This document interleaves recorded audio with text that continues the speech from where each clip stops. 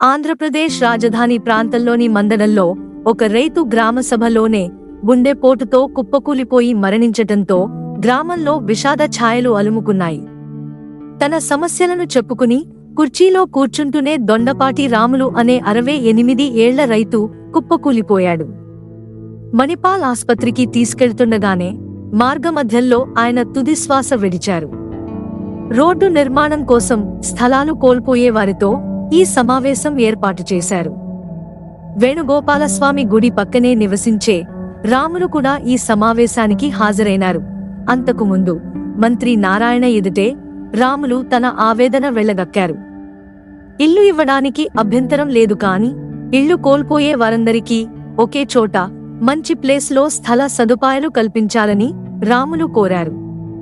ముక్కలు ముక్కలుగా ప్లాట్లు ఇస్తే తమ గొంతు కోసినట్లు అవుతుందని ఆయన బాధను వ్యక్తం చేశారు. ఆ తర్వాత కుర్చీలో కూర్చుంటూనే రాములు కుప్పకూలిపోయారు. తీసుకోండి, మాకు ఎక్కడ ఇస్తారంటే శ్రీరాశ్వరం పొలాలు ఇచ్చాం. సింగపూరాలకు ఇచ్చిన దాంట్లో 2 ఎకరాలకు తీసుకొచ్చి వాగులో కొట్టాడు నారాయణ గారు లాడర్ అని. ఎవరు చెప్పుకోక ఇంతరోజు నీళ్లు పట్టినాయి. మరి ఆయన కొట్టమంటేనే వాళ్ళు కొట్టింది. ఇంతరోజు నీళ్లు పట్టినాయి. ఈ ఇల్లు ఇచ్చి మేము బొచ్చలు పట్టుకొని బజార్లో అడుక్కున్నాం కదా. అది సింగపూర్ చీరాసి రోడ్డు అవతల ఉంది. మొత్తానికి ఒకసారి ఎందుకంటే ఎవరి వాళ్ళకి ఇచ్చానుకో హైదరాబాద్ నిన్న